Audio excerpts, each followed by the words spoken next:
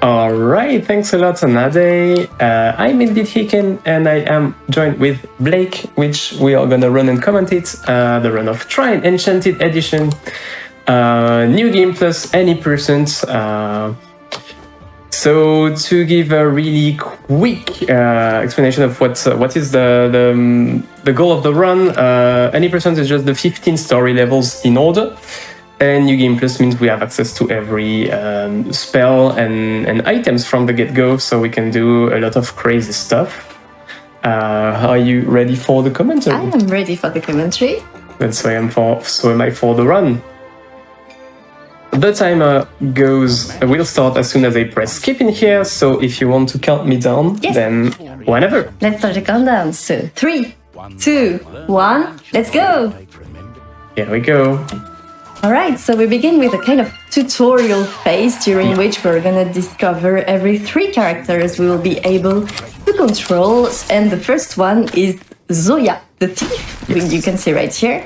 She can shoot arrows and she has a grapple hook basically, so she's very agile and she can grapple onto wood and stuff. Very useful for any kind of precise platforming. So yeah, this tutorial level we can't swap to the 3 characters, but right after we're going to be able to swap at will. Second character is going to be Amadeus, the wizard. He's awesome. He can do plenty of magical stuff, which is with his magical mind, sorry. He can move objects here, as we are going to see in an instant. Like this. He can also create all sorts of objects by drawing shapes with my mouse. And the one we are going to see in this tutorial is the plank. It's kind of useful to gain a little bit of speed, because if you... I'm kind of messing it up, but you get the idea. If you put it above your head and let it fall on you, you get pushed forward. Yes, and we'll see other shapes later in the run. Exactly, yeah. And the next one, it's Pontius. He's our knight, our berserker. He has the big sword he can fight with. He also has a mace with which he can break stones, and a shield that we're not going to see at all during the run. And he has special ability that is dashing, so Hiken is using it right now. It consumes a bit of mana, but it is really useful to dash forward. Yeah.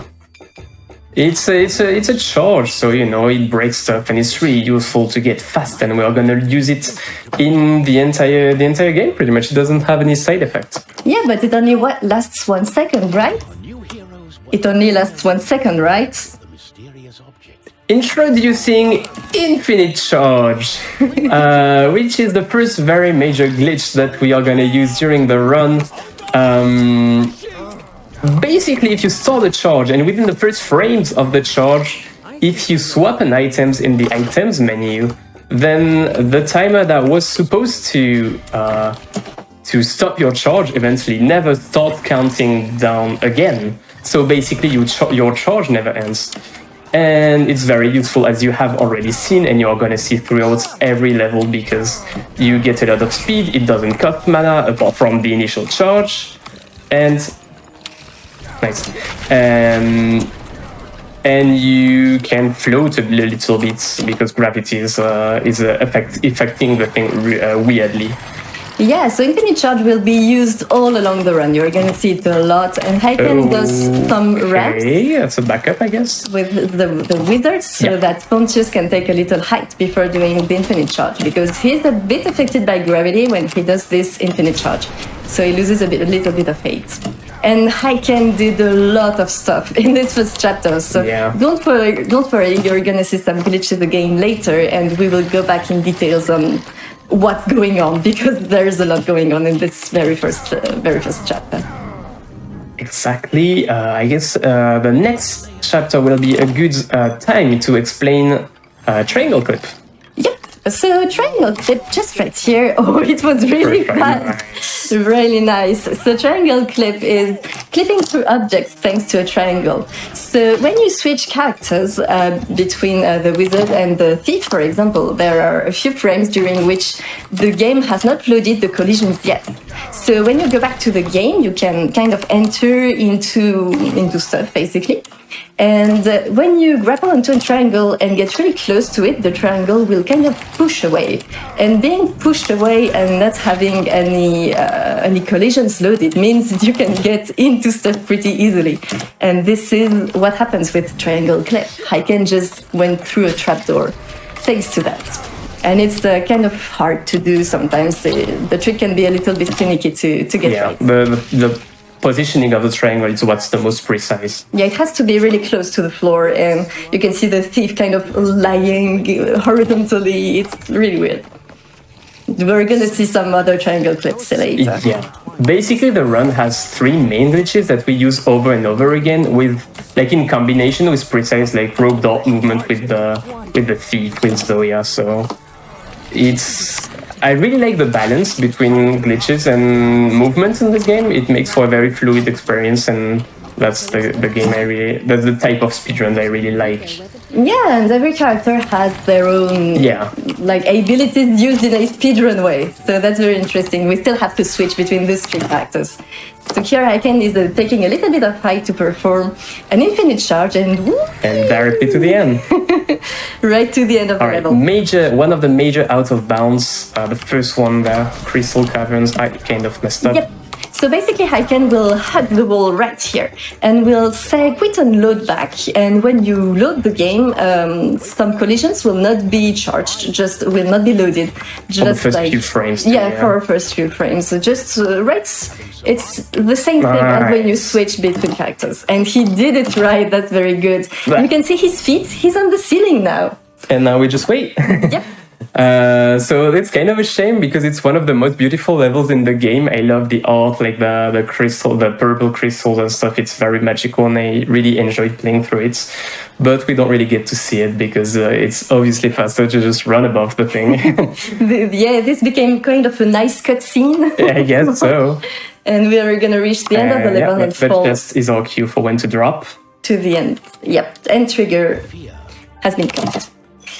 Alright, zooming again. Exactly, another infinite charge. I like this passage because you just throw a bomb arrow to break this thing and charge in with the knight right after. It's kind of a cinematic effect that I liked a lot.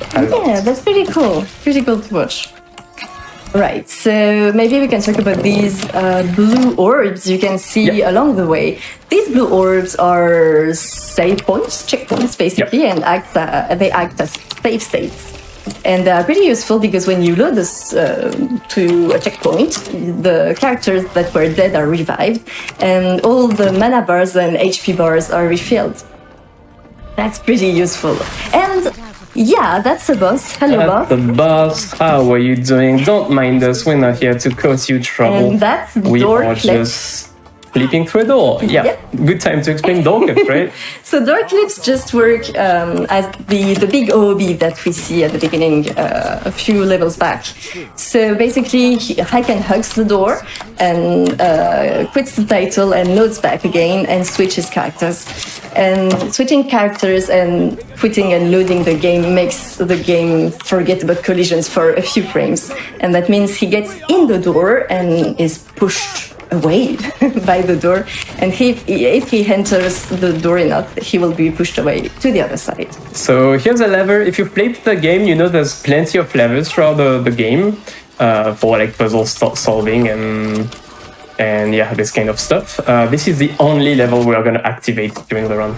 Yeah, because this game is about puzzle solving. If you haven't guessed already, or yeah. not.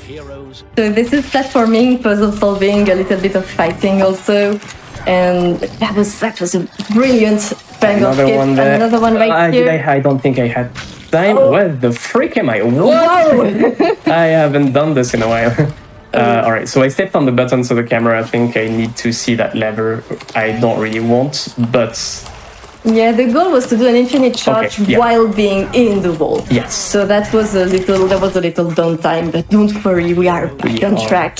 It's really hard to get everything consistent in this run, so really a big part of improving at this speedrun is knowing how to back things up. Yeah, reacting. There's a lot about reactions in this speedrun.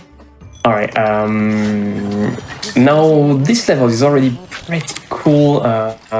I love how you have to chain up some some movement. With Zoya, we create an infinite, a little plank just to get there. There's another cutscene that would play to show us another button, I think, but we save and quit before. I was supposed to get up there. All right. So I have to back up again. And then I need to get a little bit of height, which I get. Yo, let's go. Nicely done. Yeah, that was nicely backed up. Good thing also, arrows are heavy, so if you shoot arrows at a platform that is moving down, it will move down faster. So yeah, you shoot down as many arrows as you can to make it fall faster. And that's pretty cool. This is like rather long level. The levels are short in this game, but like there's nothing more going on really. It's just chaining up the glitches and the movements. So if another you want to take a few minutes, like at least until the end of the level to read some donations, then please go. Of course. We have $10 from Bloops, says, "Go, he can go, sending you all my energy. You're a daily inspiration, an extremely talented runner, and a great person to be friends with. Now go fast, skip doors, and save the world, I guess. Much love to you and Blake. You both rock. Stay fabulous. Love you, friendos. Less than 3. Love you, Blooper. No. We also have $33.33 from Max W. It says, "This is for Trine, one of my favorite indie games ever. Also, the N++ hard showcase. Come on, we're so close to that goal. Thank you so much." And we are at $6,600, $75 out of $7,500 to get that hard level showcase. Thank you very much. Thanks for your donation. Yeah.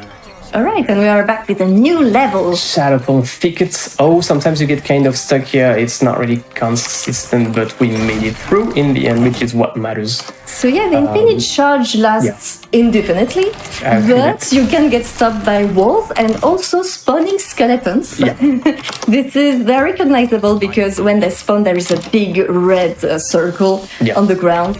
And while they are spawning, they have a hitbox that refrains you from going straight forward. I assume it's just like the normal charge. You can't charge through spawning things, so the property transfers to the infinite charge, which is pretty cool. And here is the second big out of bounds. This one is kind of harder. It's really difficult. The setup is really precise because if Hiken messes up, the camera goes somewhere we don't want to, and if the camera doesn't go where we don't want to, oh yes, you got it. Nice, yeah. Yeah, you have to draw triangles in really precise locations. So if the camera goes somewhere else, it's not really convenient. And he's now at the ceiling, on the ceiling. Yeah, at least we're not quite done yet compared to Crystal Caverns. We have to do some more platforming here, triangles to get more height. There is yet another spot where we are gonna need to get more height, which is right here at this queue. And if you love orange, this might be the best for you. That's a nice sunset. Yeah, nice sunset. All right, getting little height right here, and we're gonna reach. Yep. We're gonna reach the next part of the level, and you can see all those artifacts of the stuff we're not supposed to see, like some ends of textures and everything. And boom, we fall to the trigger for the end of the level. So the Heartland Mine is another arrow to make the platform move a bit faster, then bomb arrows to break wooden planks.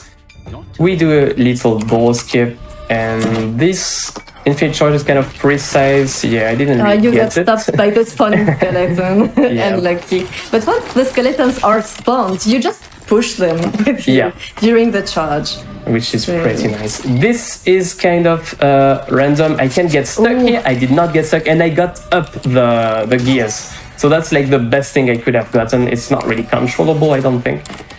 So yeah, I got pretty lucky there. We'll take it. Yeah, this infinite charge is really beautiful, and it has been really well executed. All right, little platforming with Zoya, and another charge to get to the end of the level soon. That's it. All right. Making progress. So the game only has 15 story levels, so we are getting kind of quickly to the end there. Oh, I got slow speed there. That's kind of rare too. Unlucky. But this is also another level which is really visual. We don't have any more stuff to explain, so once again, another, if you want to take it away for some more donations, feel free to do so until the end of the level. Of course, we have $10 from Luffy133 that says, not me randomly tuning into SGDQ and seeing my favorite French Celeste runner running another game on GDQ. Good luck, my man. Also, if this comment gets read, cheese. Thank you for that donation. We also have $25 from Crystal Ships that says, yo, dashing? Celeste and Tunic reference in Trine. Good luck, Hiken. Hi, Crystal. Love Celeste, love that. I will get stuck there, yeah. You can read another one if you want, I Yeah. think we have the time. Sure. How about $50 from Disco Cat that says, always glad to help with the charities the GDQ supports, this time Doctors Without Borders. Wishing everyone a great GDQ. Thank you so much. Thank you very much for all your donations. Yeah, thanks a lot. Always awesome to see those coming. One of second to last level, you can see it because there's a lot of lava and fire everywhere. Yeah, this is kind of hell Yes, somehow. definitely. And you can see this is the bad guy's den. Yeah, we're getting close. So maybe we can talk a bit about the lore. That because would be a great idea, like. there is a bad guy who is called Sarek, if I remember correctly. That's heavy. And in the Trine lore, there are 3 magic stones, 3 artifacts. Artifacts, yeah, that's the name. And Sarek, well, Sarek, Sarek, right? Yeah. Sarek has 2 of them, and this is not Which good. is bad. Yes, Yeah. because if you get the 3 of them together, stuff Magic. happens. Yeah, and bad stuff happens if it's Sarek. So we've got the 3rd gem in our hands. Which Our is the little thing we Sarek. collected at the very beginning that gets our spirit melted together, Yep. I believe. And so we want to take the 2 others from Sarek, and Sarek want to take ours. So we're gonna meet and decide who's the Yeah. most worthy to get the 3 gems. And during the process of acquiring the 2 gems, Sarek died and became a He literally collector? died of corruption, yeah. Yeah. Here is Sarek right there, final level That's it. of the level. He's a ghost also. He's a ghost skeleton and he has trapped us inside his tower. We're gonna try to escape. It's a level that's kind of unique because it's very vertical. So we're not gonna see any more infinite charges and it's just gonna be platforming with mainly Zoya. Yeah, and he's invoking it's a some really hard shapes, level. as you can see, so spiky balls and everything. And yeah, no boss fights during this whole game, which eased Yeah. all the bosses. And this is, as you said, more of an escape than a final boss fight. And time will be when we reach the very last platform, so we've got like maybe a minute or 30 seconds ahead of us. And this platforming is really hard to get Nice, right. yeah, that was very clean. Okay, Kind time of. is It's coming. about right now. I get up and that's time. That's time. Time for Trine. Congratulations. Alright, that was epic. That was a very clean That was run. very clean, surprisingly clean. Probably one of the cleanest practice runs that I've done. I'm so happy I got to showcase this run. It's an incredibly like chill and fun speedrun. I think the balance between like hot glitches and movements is where I like it to be. Thanks a lot, Blake, for commentating this with me. Thank you so Means much. a lot to me. It was a pleasure. And yeah, I guess quick shout outs to the Trine speedrunning community. I kind of got in after the main activity was done, which is kind of a shame. But every time I had question about the game or I had a PB to post, they were here cheering for me or answering my questions. And so yeah, shout outs to you. And shout outs to the French Restream, which are doing a great job at Awesome making sure all of the GDQ content is available to people who don't necessarily speak English or are willing to hear it in French language. So thanks a lot to you. I think that's it for me. And you can take it away, Nade. It was a pleasure. Thank you. In the spring, a new king was elected.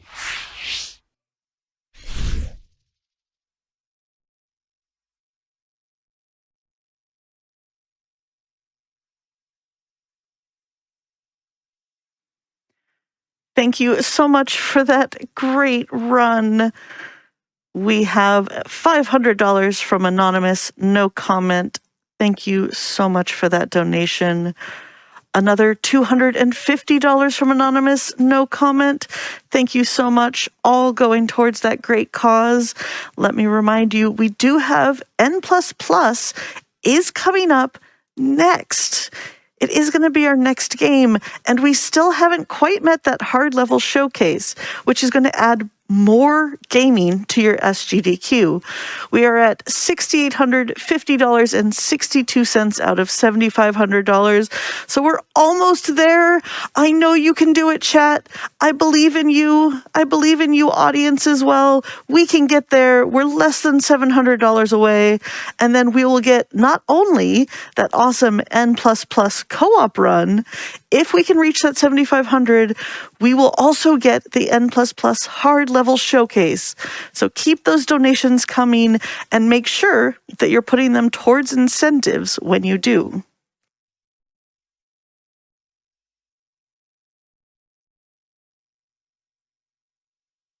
All right, and we're going to have a quick break, stretch, but stick around for more games soon.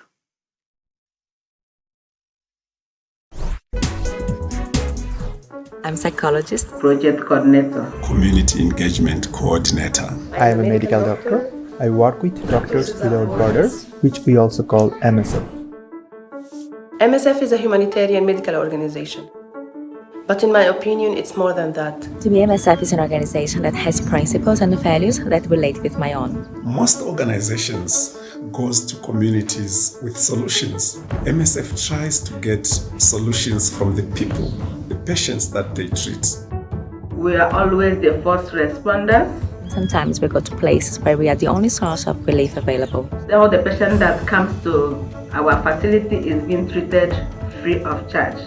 And we treat them equally, no matter where they come from. More than 100 trauma patients every day came into our hospital, which was beyond our limit at a time. But we didn't refuse any patient. This is what MSF is. It's a group of people who shares the common idea that each human being has the right for medical care. It could be due to conflict, epidemics, disasters, pandemics. It could be people that have limited access to care. MSF looks at what is in the best interest of the patients. We have the freedom to decide and to respond to the needs wherever they are, as we are not influenced by governments or politics. We want to be less and less necessary. We try to develop a work that will continue even when we leave the country. MSF goes beyond where everyone else would go. This is Doctors Without Borders.